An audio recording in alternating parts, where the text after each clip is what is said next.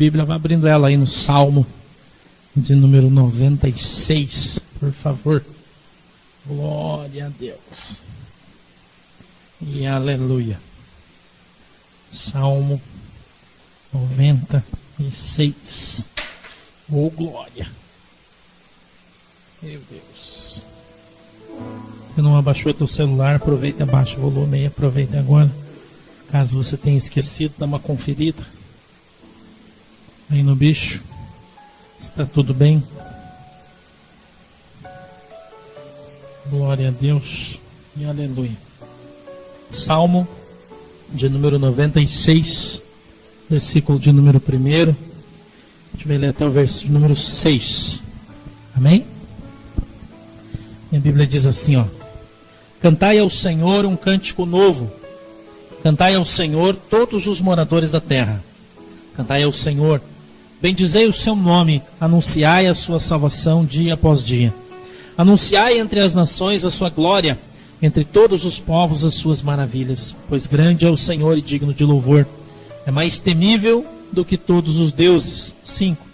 Pois todos os deuses dos povos são coisas vãs, mas o Senhor fez os céus. Glória e majestade estão diante dele, força e formosura no seu santuário. Amém? Feche seus olhinhos, por favor, inclina a sua cabeça. Nós vamos orar.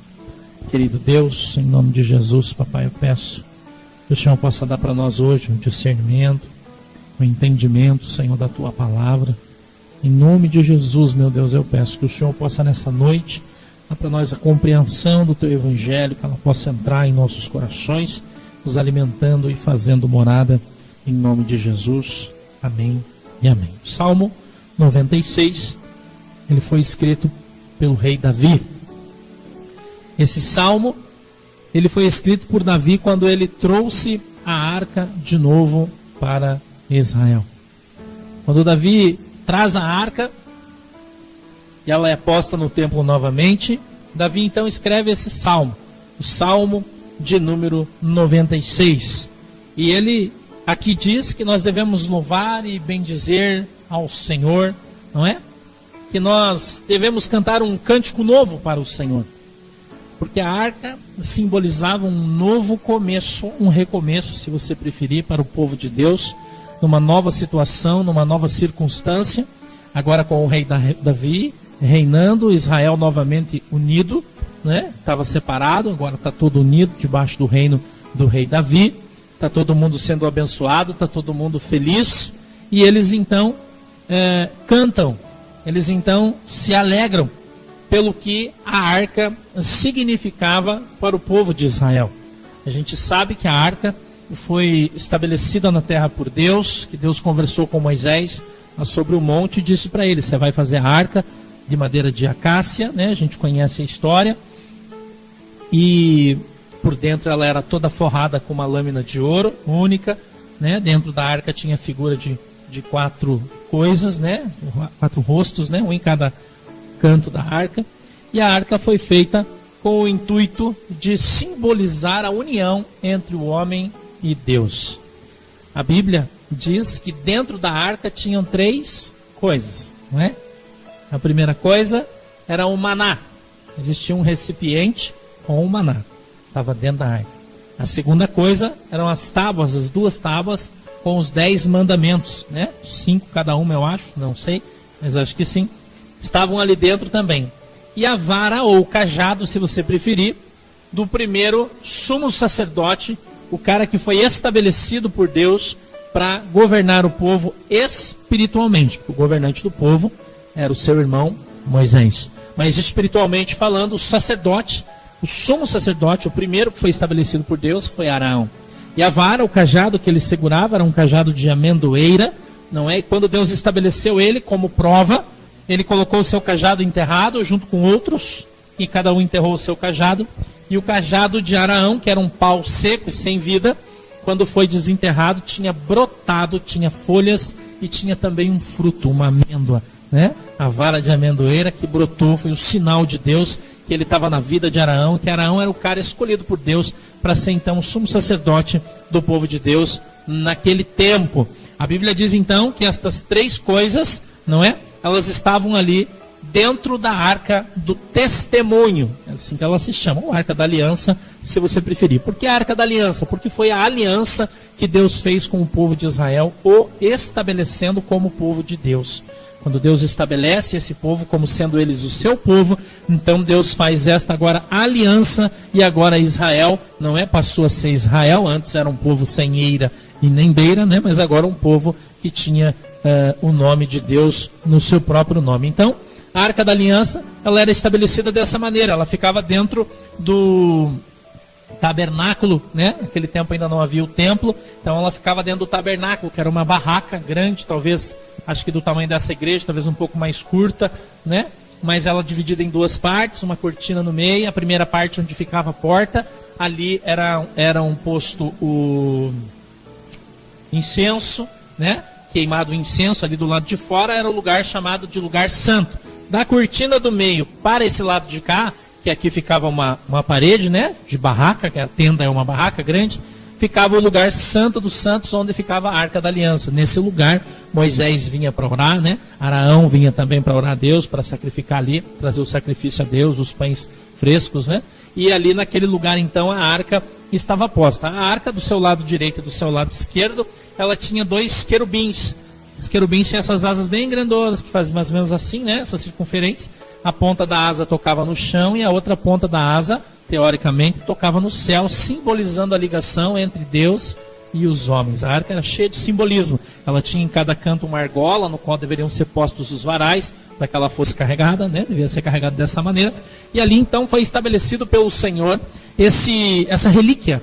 Era uma relíquia do povo judeu. A arca, ela foi roubada ali em 1 Samuel, a gente encontra esse texto, né? Eu não me lembro bem o capítulo, eu acho que é no capítulo 2 ou 3, eu não me lembro, que a arca então é roubada quando Samuel ainda é criança, né? Logo que ele é trazido para o templo, passa um tempo, um jovem ali, então os filisteus vêm, roubam a arca então é levada de Israel, ela fica por algum tempo lá no meio dos filisteus, depois ela é trazida para a própria terra do povo de Deus, mas ela fica longe, ela não vem para o centro. E essa arca fica lá por quase 100 anos. Né? Quase 100 anos de história passa. Samuel é criança, Samuel vive toda a sua vida até ficar velho. Né? Davi depois vai lá, mas até Davi ficar velho. Então passa 2 gerações. No final da 2ª geração de Davi, então Davi manda trazer a arca de volta. E eles vêm trazendo a arca outra vez. Então quando a arca vem para o meio do povo de Deus, agora novamente, né? Ela posta no templo, a Bíblia diz... Mas também não vamos entrar nisso, né? De templo, né? Tabernáculo, não importa. Ela então traz esse simbolismo. E esse povo se alegra muito com a arca, né? Porque a arca simbolizava a presença de Deus. Onde a arca estava, o Senhor estava. Esse era o sentido da arca. A presença de Deus. Mas isso está dentro da primeira aliança que Deus fez com o seu povo, dentro do Velho Testamento, né? Esse simbolismo. Hoje o Espírito Santo estava conversando comigo a respeito disso, porque eu não estava entendendo, meu raciocínio humano não estava compreendendo muito bem isso, mas depois a gente vai lá, vou explicar para você o que é a arca hoje, né? A gente sabe que a arca foi levada da terra por Deus, né? Você deve ter assistido o filme do Indiana Jones, né? Eles estavam procurando a arca, né? Passou um filme muito legal, todo mundo fala, a arca está em tal lugar, a arca está na África. Não. A Bíblia diz que a arca foi arrebatada, foi levantada por Deus e foi levada para o céu. Porque a arca é uma coisa que já passou. A arca teve seu tempo e o seu simbolismo para aquele tempo e para aquele povo. Hoje nós estamos em outro tempo e hoje nós somos um outro povo. É diferente. Agora a gente vive uma nova aliança. A aliança antiga que Deus fez com o povo de Israel, ela se acabou, não é? E agora, essa novo tempo, né? Ele é marcado então por essa nova aliança. A gente quando olha aqui nesse Salmo 96, então a gente é remetido a um outro texto, que é lá em Isaías, no capítulo 11, do versículo 1 ao versículo 9, que trata sobre a promessa do milênio, não é? E que eu quero aqui trazer para você esse texto, que é muito legal, né? É muito legal, eu quero que você acompanhe, se você tiver com a tua Bíblia aberta aí, você vai acompanhando aí na tua Bíblia, só acompanhe aqui se você tiver sem, né? Mas se você tiver com a tua Bíblia, eu quero que você leia, eu quero que você marque esse texto na tua Bíblia. Marque ele, né? Você quando vir na igreja, traga a sua Bíblia, de preferência as irmãs, né, que vem de bolsa, traga uma caneta marca-texto. Pega uma caneta, note, se você conseguir, do ladinho ali, algumas coisas que o pastor está falando, para que você possa chegar em casa depois e ler o texto devagarzinho, meditar nesse texto, né? Porque isso vai trazer mais fé para você, vai trazer mais conhecimento, você vai compreender bem o que está sendo pregado aqui, e a gente não vai precisar pregar isso outra vez, porque a primeira vez que a gente fez, você recebeu isso no teu coração e você entendeu bem a lição. Então, esse texto de Isaías, o profeta Isaías, ele é conhecido como o profeta messiânico, tá bom? Profeta messiânico. Por quê? Porque ele foi o cara que profetizou a vinda do Messias. Ele foi o cara de todos os profetas, o mais espiritual, é a minha opinião, claro. E o livro mais forte, Jeremias, também é legal. Jeremias é conhecido como profeta chorão. Isaías é conhecido como profeta messiânico. Então Isaías ele tem várias profecias para o nosso tempo. Para o meu tempo, seu tempo depois. Essa profecia aqui de Isaías é para o nosso tempo, para nós, isso que nós vamos ler aqui. Né? Apesar de estar lá 730 anos antes de Jesus, foi o tempo que Isaías viveu, né? Mas ele escreveu isso aqui para mim e para você. Então eu quero que você preste atenção, né? Que a gente vai entrar nele agora. Diz assim, ó: então brotará um rebento do toco de Jessé. Ou, traduzindo, então, brotará um broto novo, não é, do tronco de Jessé. E das suas raízes um renovo frutificará. Versículo 2. E repousará sobre ele o Espírito do Senhor. Presta atenção e veja quantos espíritos estão descritos aqui. Isso é uma lição tremenda. Ó. O Espírito do Senhor, o Espírito de sabedoria, o Espírito de entendimento, o Espírito de conselho, o Espírito de fortaleza, o Espírito de conhecimento e o Espírito de temor do Senhor. Vamos para o próximo versículo, Lola. E deleitar-se-á no temor do Senhor, e não julgará, presta atenção nisso aqui, segundo a vista dos seus olhos, nem decidirá segundo o ouvir dos seus ouvidos. 4.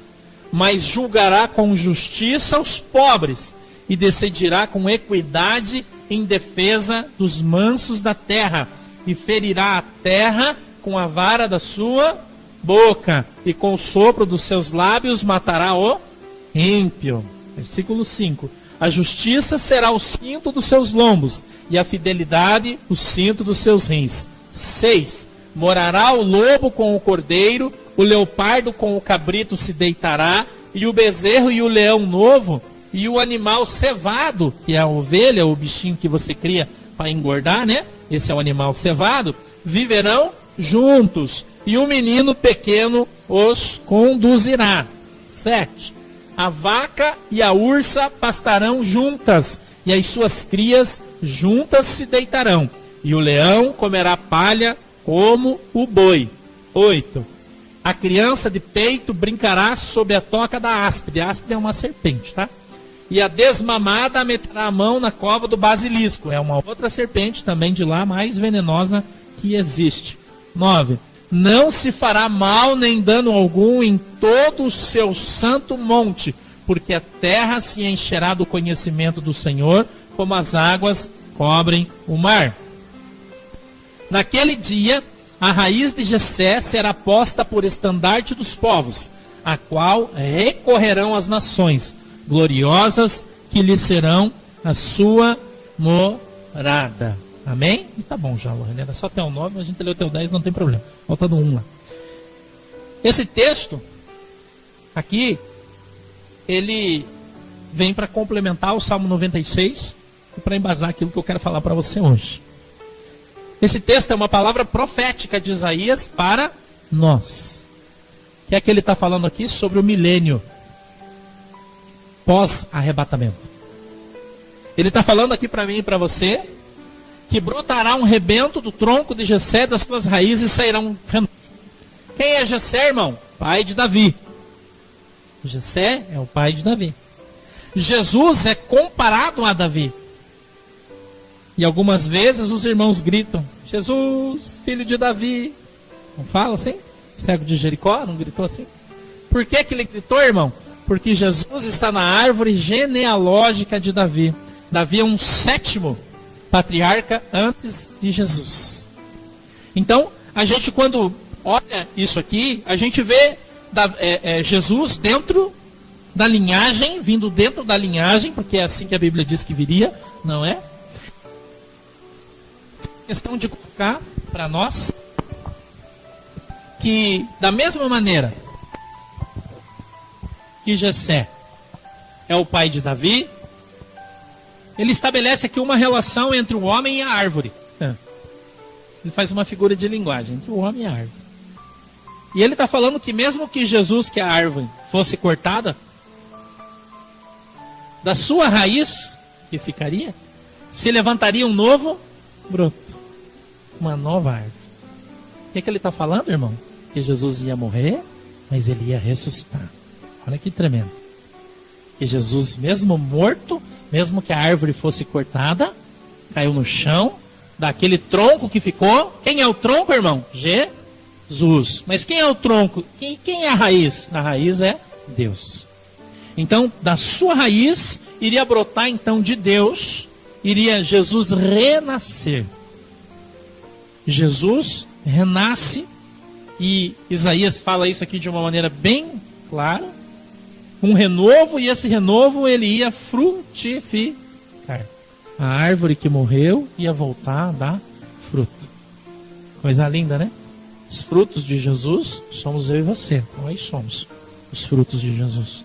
Nós somos os frutos que vieram dessa raiz. O versículo de número 2, ele diz assim, ó: e repousará sobre ele o Espírito do Senhor, o Espírito de sabedoria. Quantos tem aqui? 2.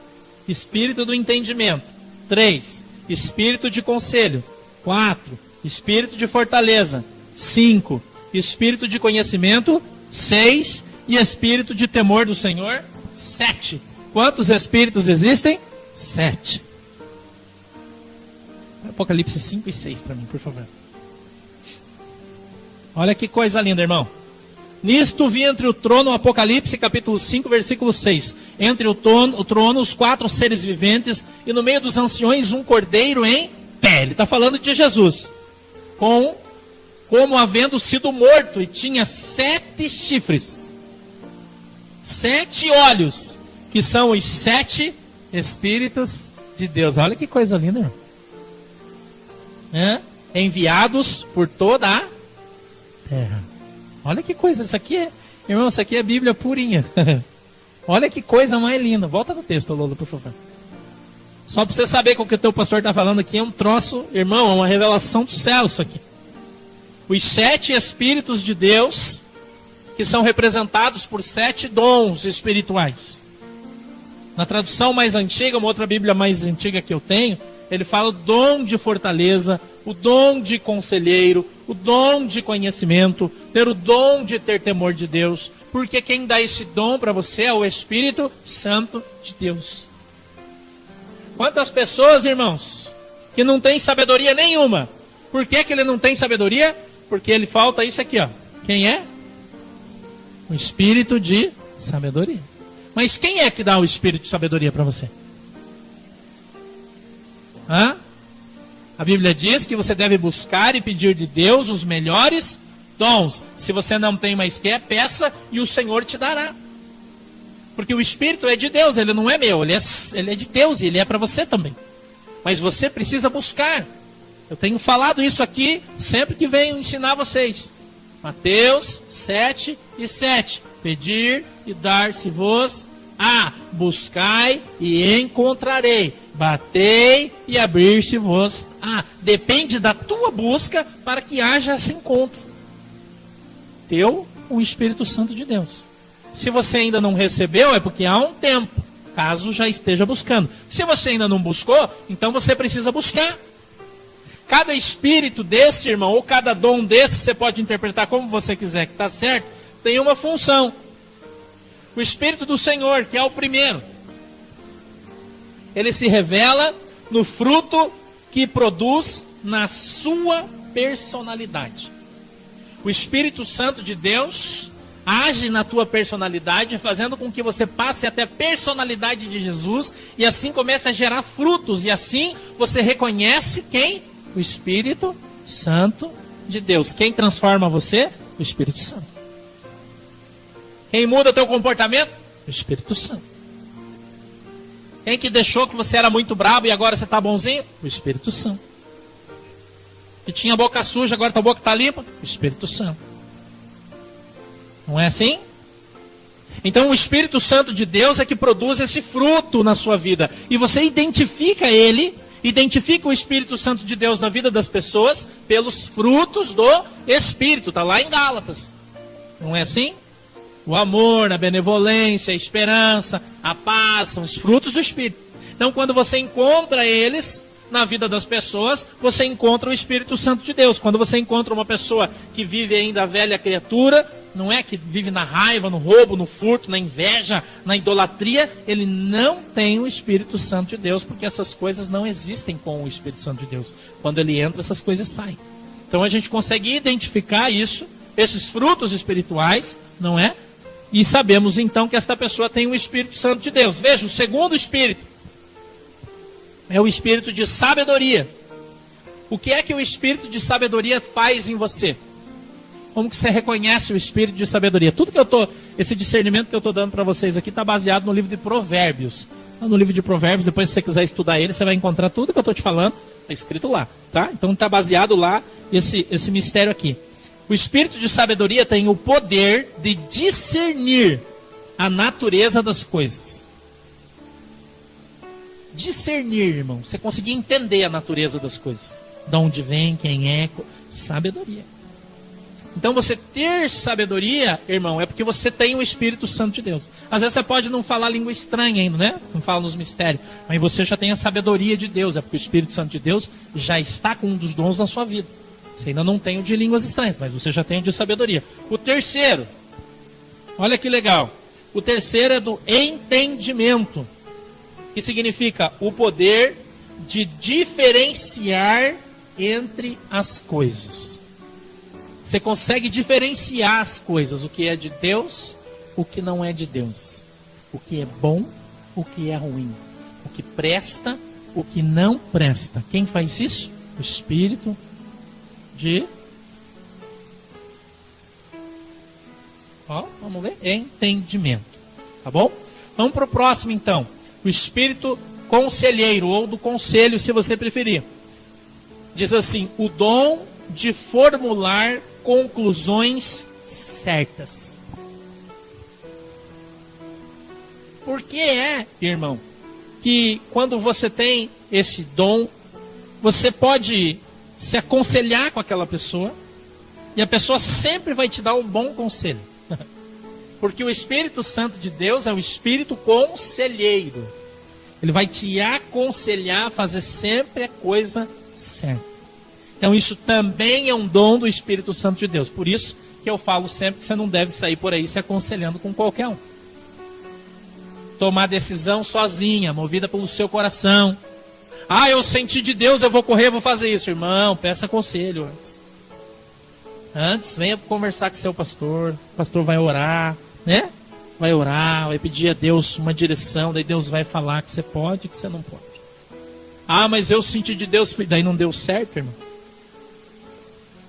Daí dá problema lá na frente, né? Então tudo a gente precisa buscar o conselho do Espírito Santo de Deus. E nem todo mundo tem esse dom, irmão. Algumas pessoas acham que tem, mas não tem. Mas eu tenho certeza que era de Deus, mas não deu certo. Porque não é. Se fosse, teria dado.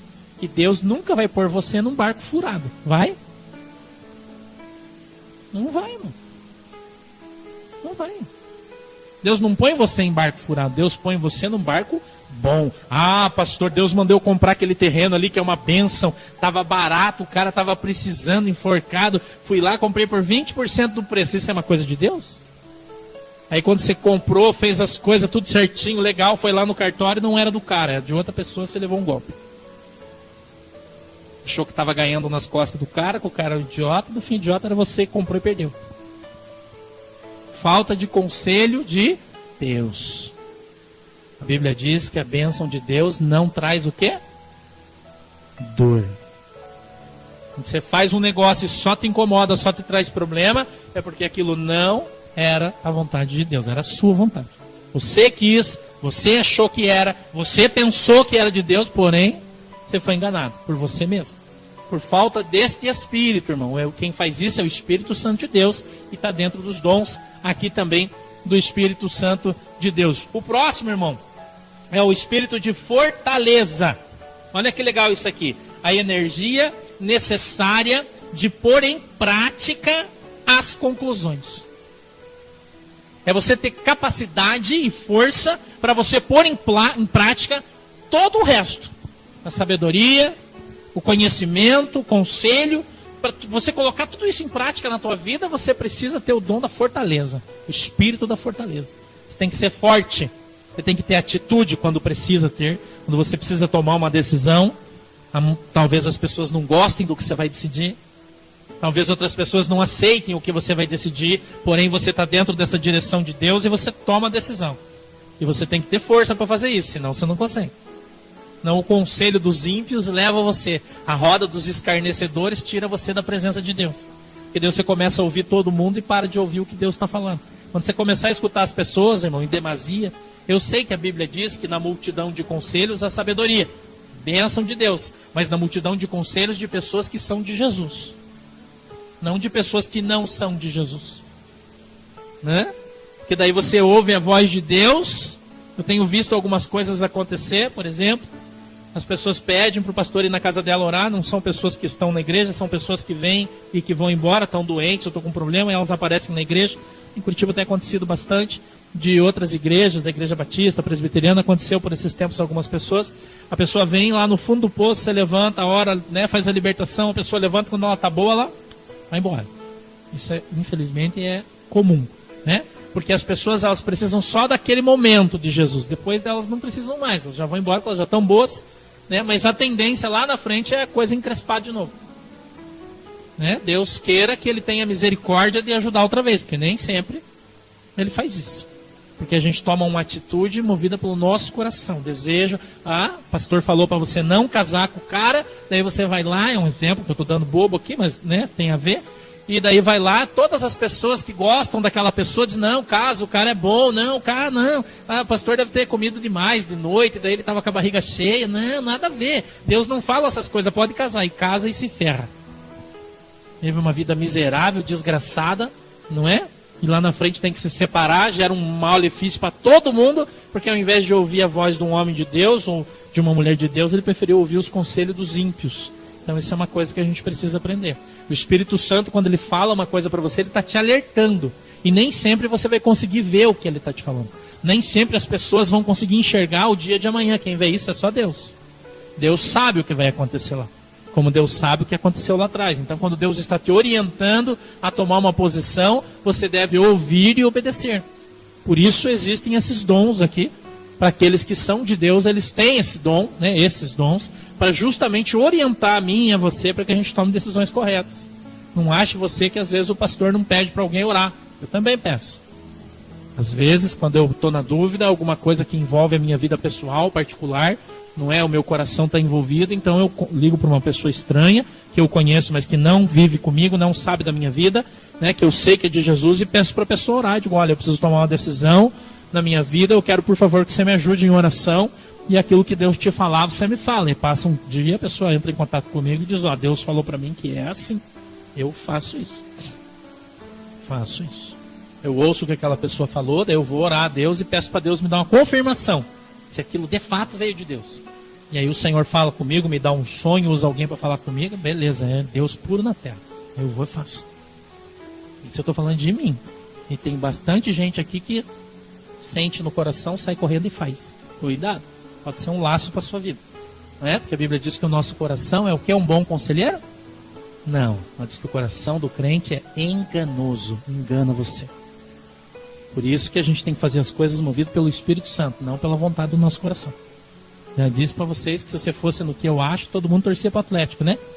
Se você fosse no que eu acho. Mas se você for, você está ferrado igual a mim.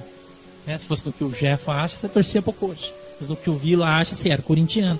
Né? Se fosse no que o Matheus acha, você torcia para o Internacional. Cada um tem um gosto. Por isso que nós temos o Espírito Santo, que daí a gente não vai no que ninguém acha, nós vamos no que Deus acha.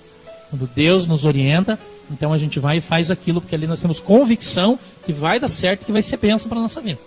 Nós só não temos convicção do tempo que isso vai levar para acontecer. A gente precisa esperar. Às vezes demora. Mas se nós estamos no caminho, nós vamos encontrar a bênção, porque ela está no caminho. E se a gente for no caminho, nós vamos nos encontrar com ela lá na frente. Que a Bíblia diz que nós não vamos correr atrás dela. Ela vai correr atrás de nós e vai nos alcançar. Mas ela só corre no caminho certo. Se a gente estiver no caminho errado, ela não te acha. Então a gente precisa, estar na presença de Deus para que isso venha acontecer na nossa vida. Veja o espírito de conhecimento. O espírito de conhecimento de Deus forma-se dentro da comunhão amorosa com Ele. Espírito de conhecimento é um espírito que faz você conhecer profundamente a Deus. Essa é a função dele. As pessoas que têm mais intimidade com Deus, a gente conhece. Até eu conheço. Vocês acham que eu sou um cara bem íntimo de Deus? Eu até acho que sou. Mas eu conheço gente que é muito mais que eu. Muito mais. Porque esse dom de conhecimento está mais forte na vida dessa pessoa. E ela tem um relacionamento mais próximo com Deus. Mais próximo. E algumas pessoas são diferentes das outras. Nem todo mundo tem um relacionamento próximo com Deus. Às vezes as pessoas acham que tem uma visão, que tem revelação, que fala em língua estranha e está próximo de Deus. Mas não é isso que a Bíblia diz. A gente vê Miriam discutindo com Moisés, porque Moisés tinha casado com uma negona. Já contei essa história para vocês. Com uma mulher bem negra. E a Bíblia, o próprio Moisés escreveu que o povo de Deus não deveria casar com o povo de outra nação. E ele casou, porque ele estava viuvaço, precisava esquentar os seus pezinhos e achou uma negona, apaixonou e casou, não quis nem saber. Aí a sua irmã e o seu irmão, que era Miriam e Arão, Miriam era profeta do povo de Deus. Desceram o pau nele, desceram o pau. E Miriam veio e falou para ele: você é profeta? Eu também sou profeta, rapaz. Deus fala comigo em sonho e visão. Se eu estou falando que isso aí não é de Deus, não é de Deus. Tiveram uma discussão, um bate-boca. Moisés, como a Bíblia diz que ele era um cara muito manso, ele baixou a bola, ficou quieto, ele não ficou batendo boca com ninguém. Ele foi lá e ficou com a negona e pronto, não quis nem saber. Mas o povo desceu o pau, começou a falar dele. De repente a Bíblia diz que Deus desce no tabernáculo. Como que isso se manifestava? Através de uma neblina ou uma cerração, se você preferir. Quando ela descia, a cerração descia, todo mundo sabia que Deus tinha descido lá. Quando a cerração desceu, a Bíblia diz que Arão, que estava batendo boca com Moisés, que era mais esperto, ele pulou de boca no chão já e começou a pedir perdão para Moisés. Safo, Já começou a pedir perdão. E Miriam ficou de pé e continuou batendo boca, mesmo com Deus descendo. Aí Deus chama Moisés e Miriam para ter uma conversa no particular, irmão, a Bíblia diz. E aí Deus fala para Miriam assim: Miriam, quando tu diz que tu é profeta, tu tem razão, tu é profeta mesmo. Eu te revelo por visão, por sonho. Só tem uma coisinha que você não sabe. Sabe o que é? Ela disse: o quê? Moisés é meu amigo e eu falo com ele, eu faço com você não. E Deus ia matar a Miriam ali, irmão. Pensa só, matar. Ó, com quem que você está lidando aí? Deus ia matar ela porque ele tinha metido a boca no Moisés. Aí Moisés, irmão, pede clemência a Deus. Por favor, Senhor, não mate a Miriam. Ela é uma idiota, mas ela é minha irmã. Não mata ela, não. Claro que a Bíblia não diz isso, vocês sabem, Mas ele, se esse vocabulário existisse, ele tinha dito naquele tempo. É um imbecil, Só fala bobagem, por favor. Ela pensa que ela é íntima de Deus, mas ela não é. E aí Deus quebra o galho e não mata ela, mas põe uma lepra nela. Ela fica leprosa, a Bíblia diz. Ela fica branca igual farinha de milho branco. Sabe farinha de milho branco, tem aquele bijuzão assim? A Bíblia diz que ela fica branquinha, inteirinha, cheia de casca. Leprosa na hora. E os caras vêm, tiram ela para fora da cidade e ela fica 7 dias pro lado de fora do acampamento, sozinha na chuva, no sol. Deus não deixa passar batida as coisas não, irmão. Passa 7 dias, Deus cura ela. Traz ela para dentro do acampamento, ela fica doente e morre. Só não morreu na hora porque Deus deu uma chance para Moisés. Mas passou, Deus matou ela do mesmo jeito. Então ser íntimo de Deus é diferente de você ser profeta. Veja que tem uma diferença bem grande. Não é qualquer um que tem intimidade com Deus, Eu às vezes ouço os irmãos falando, tem uns amigos meio, não são assim tão pentecostais, vamos dizer assim, E eles falam assim: poxa, eu não sei como é que vocês falam, que Deus falou comigo, comigo Deus não fala. Para Deus falar comigo 1 ano, eu estou orando aí, Deus não fala comigo. Eu começo a dar risada, Claro, irmão, então você tá faltando alguma coisa na sua vida aí. Não é assim? Que Deus fala com o seu povo, irmão. Deus fala com os seus filhos. Já pensou você morando na casa com o teu pai e ele ficar um ano sem falar com você? Você deve ser um filho excelente. Uma bênção dentro de casa. O teu pai não falar com você um ano, irmão? É essa relação que eu tenho com Deus. Ele é meu pai. Eu não fico falando com ele 24 horas por dia, irmão. Não fico. Mas Deus conversa comigo quando estou tomando banho. Deus conversa comigo quando eu estou orando. Deus fala comigo quando eu estou estudando, lendo a Bíblia. Eu estou ali pensando e o Espírito Santo vem e fala comigo. Ó, é assim, vai lá, faz assim. Isso aqui significa isso. É assim que Deus fala comigo. Porque eu procuro e busco ter esse relacionamento mais íntimo com Deus. Abrindo mão das coisas do mundo em favor das coisas de Deus. A gente paga um preço por isso, porém tem a recompensa. Agora, se você se contentar em ter esta recompensa, que é ser amigo de Deus, você vai ter. Tem gente que faz a obra de Deus porque quer prosperar, né? Tem gente que faz a obra de Deus porque quer ser cheio do poder. Tem gente que faz a obra de Deus porque quer ser famoso. Eu escuto muitas pessoas falando comigo: eu fui para os Estados Unidos, agora Deus está me levando para a Europa, agora eu vou pregar lá em tal lugar, eu quero ser conhecido. Eu não quero, irmão. A única coisa que eu quero é ser amigo de Deus. Eu falo sempre isso para ele. Eu falei: Senhor, eu quero só ser seu amigo, só seu amigo. Eu não preciso nem ser filho do dono, só quero ser amigo do dono do negócio. Só já tá bom. Só amigo, irmão. Já tá bom, ele lembrar do meu nome. Quando ele olhar para mim, ele sabe quem eu sou, sabe meu nome. Para mim já tá bom. É muito.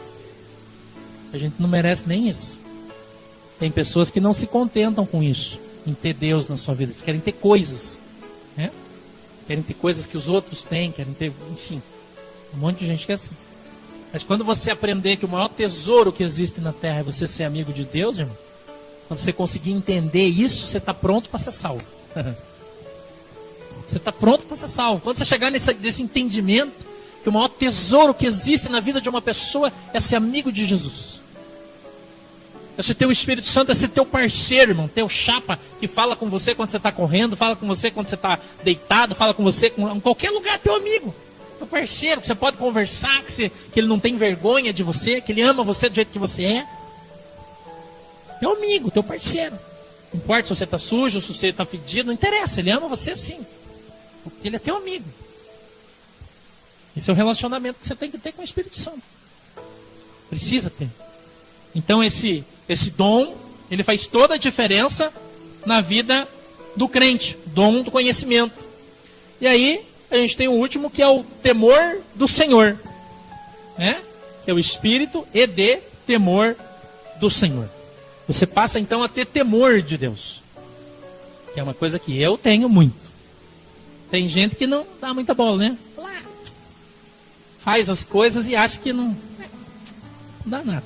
Eu tenho medo de Deus, de verdade.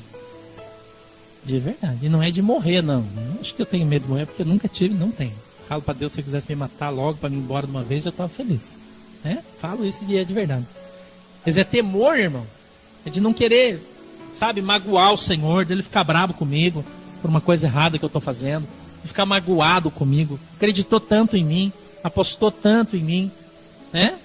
Muitas vezes, uma pessoa, já pelo menos comigo, pelo menos 2 vezes já aconteceu isso, né? De uma pessoa morrer no meu lugar. 2 vezes. Né? De Deus me tirar da frente e o cara que está do meu lado morrer. Já 2 vezes aconteceu comigo. Porque Deus escolheu para que eu ficasse, para que aquela pessoa fosse embora. Então Deus apostou as suas fichas em mim. Ele acreditou em mim. E aí eu tenho medo de decepcionar o Senhor. Quando Deus faz umas coisas para mim, Ele tem feito umas coisas para mim assim que são incríveis. E eu falo: puxa, Jesus, se eu trabalhar a minha vida inteira para Ti, na obra, eu não vou conseguir pagar o que Você me deu. Não consigo. As coisas que Deus me dá, porque eu consigo reconhecer a excelência de Deus, o amor de Deus nas coisas que Ele me dá. O cuidado que Ele tem, irmão, comigo. Cuidado, é como se você tivesse o teu pai, você sabe que ele ganha R$100 por mês, né? E ele sabe que você quer aquele presente ali que vale 300, ele vai lá e faz em 30 vezes, compra, faz um sacrifício, vai lá, dá para você, você pega aquilo e fala: puxa vida, Que difícil que é para o meu pai me dar isso. Isso é reconhecimento. Não é você olhar e dizer, ai, mas eu não gostei dessa cor e tal. Hã? Nas pequenas coisas, irmãos. As pequenas coisas. Essa semana até um irmão deu um testemunho, faz uns 3 ou 4 semanas, acho, para trás. Não, faz mais tempo já. Eu sempre ganho algumas coisas. Quando eu ganho, eu posto lá no Face, né? Semana retrasada eu ganhei, um irmão foi no mercado e trouxe no macro, trouxe para mim um pedaço de bacon, assim, bem grande. Uma linguiça calabresa, um charque. Eu sempre ganho essas coisas de presente, né? Queijo, salame, né? E daí o irmão veio dar o testemunho para mim essa semana, falou, nossa, pastor, como Jesus é bom. Eu falei, por quê? Ele falou assim, porque a gente ganhou um freezer cheinho essa semana. Eu falei, capaz, irmão. Ele falou, o dono da casa lá, que a gente cuida, ligou e falou, esvazia o freezer lá para mim, por favor, e lava, deixa limpinho, e pode pegar o que tem lá e faça o que você quiser. Ele falou que deu para encher o freezer dele, tem carne para ele comer 2 meses, ou mais, do que estava lá.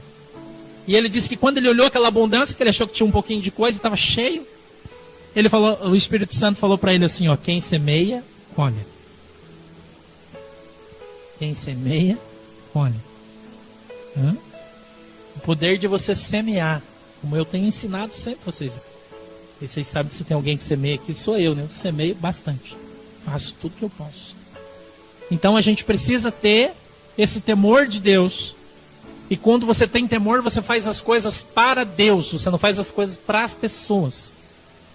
Não faz para as pessoas. Quando eu vou dar um presente para Amanda, não é porque eu vou dar para Amanda, filha da Cida. Não, eu vou dar para Amanda porque ela é uma ovelhinha do Senhor. Ela precisa daquele presente para ela ficar feliz, para ela ter força, para ela conseguir continuar vindo na igreja, para ela se esforçar. É dentro dessa visão que eu trabalho. Eu faço para Deus, para que a Amanda, eu estou usando ela só de maneira figurada, né? Podia ser a Eunice, podia ser qualquer um de vocês, fazendo aquilo para que aquela pessoa se sinta bem com Jesus, tenha amor pela sua igreja, possa continuar caminhando, lutando, andando, se esforçando. Isso é uma semente que você faz, às vezes um abraço que você dá. Aliás, na semana que vem, no domingo, a gente vai ter uma surpresa, um testemunho bem legal aqui. Vocês venham preparados domingo que vem, que vai ser forte o testemunho. Deus fez um milagre enorme na vida de uma pessoa da nossa igreja, enorme, nova, né? Está vindo faz pouco tempo. Um milagre enorme, né? Essa semana, sim, eu fui fazer uma visita, a gente conversou bastante, Deus me surpreendeu. Eu estou extasiado, para falar a verdade para vocês. Saí da casa dessa irmã me sentindo com sensação de dever cumprido. Não sei se você consegue sentir isso nas coisas que você faz, mas eu senti isso no meu coração. Essa semana, um milagre muito forte mesmo na vida de uma pessoa, né? Ficou desviada da igreja há muitos anos. A coisa, vocês vão saber aí na semana que vem, se Deus quiser, né? A irmã vai poder estar na igreja e vai estar testemunhando, vai ser muito legal, algo assim, muito forte, né? E são essas coisas que alegram o meu coração, são essas coisas que fazem com que eu possa, né, estar andando na presença de Deus e estar cada vez mais feliz com Jesus. Então, a gente olhando aqui para Isaías, a gente vai no versículo 3, nós já descobrimos que existem 7 espíritos, ou 7 dons do Espírito, né, neste caso. E ele continua dizendo, deleitar-se-á no temor do Senhor. Olha o que eu disse. E não julgarás segundo a vista dos teus olhos. Presta atenção nisso aqui. Ó. Você não deve julgar as coisas segundo o que você vê, que você pode estar errado. Cuidado. Muito menos segundo o que você ouve. Não julgue, irmão, pelo que os teus olhos estão vendo e pelo que você está ouvindo. Cuidado. Não faça isso. Olha o 4. Mas julgará com justiça os pobres. Deus fará isso. E decidirá com equidade em defesa dos mansos da terra. E ferirá a terra com a vara da sua boca. Ou seja, essa terra vai ser destruída. Eu já falei isso para vocês, né? Que isso aqui vai acabar. Então você não fica fazendo uma casa muito grande, que daqui a pouco Jesus vai voltar, você vai para outro lugar, isso aqui vai ficar e vai queimar tudo, né? Por isso até sou contrário a esses caras que ficam construindo essas igrejas gigantescas aí, né? Tem uma lá em Curitiba, na Avenida Batel, que os caras estão fazendo faz 20 anos, Jesus vai voltar e os caras não vão terminar, não sei quantos milhões que já gastaram, e vão gastar mais um monte e não acaba a igreja, né? O Edir Macedo foi lá, construiu aquele templo, bilhões de dinheiro, e um monte de gente aí passando fome, necessidade, e os caras estão, né? É um absurdo. Você construir uma igreja, tudo bem, beleza, um dia se a gente puder a gente vai construir também, glória a Deus. Mas luxo, não precisa. Não precisa ter conforto, né? Colocar um ar-condicionado, uma cadeira confortável, benção. Mas não precisa pôr mármore no chão, né? Precisa? precisa ter as coisas da Santa Ceia de ouro. Não precisa, né? As pessoas não têm essa visão, né? Então isso aqui vai ficar pro diabo. Então a gente, né, o que vai gastar para esse troço aqui fazer um negócio de ouro, a gente pode fazer um churrasco todo mundo e comer picanha o dia inteiro até cansar, né? Vai valer muito mais a pena, você não acha? Eu acho, né? E com o sopro dos seus lábios matará o ímpio. Então, pela palavra de Deus, é isso que isso quer dizer, vai ser salvo pela palavra de Deus, você vai morrer e vai para o inferno, tá? Versículo 5, a justiça será o cinto dos seus lombos e a fidelidade o cinto dos seus rins. O que isso quer dizer? Deus é fiel. E a fidelidade de Deus dura para sempre. Deus nunca deixa você para trás, Deus nunca te abandona, porque a fidelidade de Deus é para sempre. Morará o lobo com o cordeiro, o leopardo com o cabrito, se deitará, e o bezerro e o leão novo, animal cevado, viverão juntos, um menino pequeno os conduzirá. Né? Menino pequeno, a gente sabe que é Jesus, ele está falando do renovo, né, que vai conduzir toda a manada, né, todo mundo. A vaca e a ursa pastarão juntos. A ursa pasta, irmão? Come grama? Sim ou não? Não, ele é carnívoro, né? Suas crias juntas se deleitarão e o leão comerá palha como o... Oi. Então, quando Deus fizer todas as coisas de novo, eu creio, esse é o meu entendimento, porque quando a gente fala de livro de Apocalipse, a gente chama livro da revelação. Então cada um pode ter a sua revelação individual e muitos têm. Algumas são loucas e translocadas, né? Outras, mas a gente não sabe como vai ser lá. A gente não sabe nem como é aqui. Imagina lá, né? Depois do arrebatamento. E também não importa, porque se a gente for para o céu, se tiver vaca vai ser benção, se não tiver vai ser benção também. Né? Porque a vaca não faz diferença nenhuma na tua vida, a não ser no queijo e no leite, né? O resto não faz diferença. Se tiver, vai ser benção. Eu acho que vai ter, e acho que essa passagem é literal, né? E que os animais que vão ter lá nessa terra que nós vamos morar durante o milênio, eles vão ser então animais dóceis e vão poder conviver com todo mundo. Se você olha no National Geographic e vê aquele leão lindo, né, com aquele olhão verde, que ele tem coisa mais linda, e fica com vontade de ter um leão, quando você for para o céu você vai poder ter, que lá vai ter e ele não vai te comer, né? Ele vai comer grama, vai ser bênção, você vai poder brincar com o leão, vai ser bênção. Não vai ter problema nenhum, né? Vai ser legal. Para o 9 já, por favor. Não se fará mal nem dano algum em torno do meu santo monte. Então, lá no céu, coisa vai ser... Quando eu digo céu, é uma concepção de céu, né? Porque a gente não vai morar lá no céu. Eu estou até pensando, acho que eu vou começar a dar um estudo para vocês sobre isso, para a gente poder, né, aprender um pouquinho mais sobre o que é o céu. Né? A Bíblia diz que a gente vai ser arrebatado. Antes de nós sermos arrebatados, todos aqueles que morreram e estão enterrados, que morreram em Jesus, que são salvos, vão ressuscitar primeiro, a Bíblia diz. Eles estão dormindo e vão para o céu. Depois nós vamos ser arrebatados, assim que o apóstolo Paulo diz, e vamos subir com Jesus também. Daí, depois que a gente subir, vai demorar ainda o tempo da tribulação. Segundo Daniel, são 7 anos. Por 3 anos e meio, as pessoas que não foram arrebatadas, que estão nas igrejas aí, mas não têm santidade para ser arrebatada, vão ficar aqui, que vai ser a grande maioria. Na minha opinião, 95% vai ficar para trás. Só 5% vai subir no arrebatamento. Essa é a minha opinião. Né? 95% vai ficar para trás. Então esses 95% vão viver por 3 anos e meio, eu não sei quanto tempo, esse é tempo de Deus, eu não sei quanto tempo é na Terra. Tá? Que a Bíblia diz em dias, né? Isso, não me lembro qual é o número exato, mas enfim, são 3 anos e meio. Então no final desses 3 anos e meio, essas pessoas que ficarem aqui, até lá elas vão ser salvas, quando morrerem.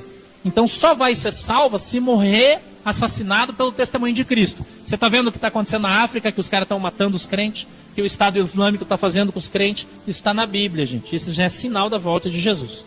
Esses são o testemunho dos mártires de Cristo, que não negam a Jesus e morrem caladinhos. Então esses caras, a Bíblia diz, né, que vão passar 3 anos e meio e vão ser mortos. Nós já estamos vendo hoje o Estado Islâmico matar os caras. Vai ser nesse nível assim. Né, ver os caras enforcados, e vai dizer assim, se você negar Jesus, eu não te mato. Então vai ter que ir para o céu pelo sangue, vai ser a parte difícil daí, né? Porque os caras vão matar as crianças, vão matar as mulheres, vão matar todo mundo. E o pai vai ter que, outro, se negar Jesus, fica, mas vai para o inferno. Agora, se não negar Jesus, morre, mas vai para o céu. Vai ser assim o negócio, depois do arrebatamento. Então por isso que eu falo para vocês, muda a sua vida aí, vai se convertendo, vai vindo para Jesus, porque depois do arrebatamento vai ser difícil. E tá perto, gente. Escuta o que eu estou falando. Nós aqui, ó, são pouquinhos aqui que vão morrer antes disso. Deus queira que vocês morram antes, mas não vão, a grande maioria não vai. Nós vamos ver Jesus voltar e levar a igreja. Escuta o que o pastor está falando para vocês. A maioria de nós que está aqui, porque Deus falou que eu vou passar por isso. E eu tenho 45 anos. Tem muita gente aqui que tem menos idade que eu. Então nós vamos viver o arrebatamento, vamos ver Deus voltar. Então glória a Deus que a gente seja arrebatado. Por isso santifica, purifica a sua vida, vai se convertendo, aproveita a oportunidade que você está tendo. Se você ficar, daí vai ser assim. Quando acabar então os 3 anos e meio, só vai ficar aqui quem é do diabo. Daí vai virar o alho, o negócio, Satanás comanda, 3 anos e meio. De 3 anos e meio o Senhor desce, essa terra vai ser destruída. Daí você vai ver essa história que os caras estão falando que vai cair o cometa. Né? Isso vai acontecer, mas é lá naquele tempo. Que eu não sei quanto tempo vai levar para chegar aqui. Mas ele está vindo, vocês podem escrever. Que o cometa está preparado, ele vai cair mesmo. E a Bíblia diz que 1/3 da terra vai ser destruído totalmente. 1/3 do mar, 1/3 das florestas, 1/3 de tudo com a queda do cometa vai destruir 1/3. Isso é livro de Apocalipse. Tá? Então ele vai cair. Aí não se preocupa que é depois do arrebatamento. Antes não. Tá? Relaxa que não vai ser antes. Ok? Então esse já é o período da tribulação. Eu creio que nós vamos ser arrebatados antes da tribulação. Pré-tribulacionista. Esse aqui é o termo bíblico. Tá? Tem gente que acha que vai ser pós-tribulacionista. Nós vamos passar pela tribulação. Eu não acredito assim. Não é esse o entendimento que eu tenho da Bíblia. Né? Então, depois desses 3 anos e meio que o diabo fica aqui, o anticristo, seja lá quem quer que seja, que eu não sei quem é, que ele não está aí ainda, então eu não sei quem é. Então daí a Bíblia diz, lá Pedro fala, lá em 1 Pedro, 2 Pedro, 3 Pedro, se você quiser você ler, ele diz que essa terra aqui se aquecerá, se abrasará e se queimará, se desfará essa terra. Que a lua vai cair, imagina, as estrelas vão sumir do céu, o sol vai se apagar, o troço vai ser feio. Vai ser bem ruim. E essa terra aqui vai ser destruída. E a Bíblia diz que o Senhor então fará uma nova terra e um novo céu. Aí nós que estamos lá em cima esperando tudo isso acontecer, que vai ser que o tempo de Deus é diferente do nosso, vai ser num clique, né? Deus destrói, faz uma terra nova que não vai ter deserto, que não vai ter mar, vai ser bênção para mim e para você. Daí a cidade santa, que é Jerusalém celestial, desce nessa terra, a Bíblia diz, desce aqui. Daí nós vamos habitar na nova terra, não é essa, na outra que Deus vai fazer. E vamos viver nela por 1000 anos. Quando terminar esses 1000 anos, Satanás foi preso, junto com os seus anjos, ele vai ser libertado, vai rodear a terra de volta, vai levantar, rapidinho, só para, a gente já acabou nosso tempo, então estou contando rapidinho. Vai levantar 2 tribos, Gog e Magog, quem é? Não sei, a Bíblia também não diz, ninguém sabe. Todo mundo que fala é chute, porque a Bíblia não diz, né? Tem um monte de gente falando, mas ninguém sabe quem é. Vão se levantar contra Deus, então a Bíblia diz que o Senhor vem com a sua boca, que é o que nós lemos aqui, e vai soprar com a sua boca. Está lá em Apocalipse capítulo 19.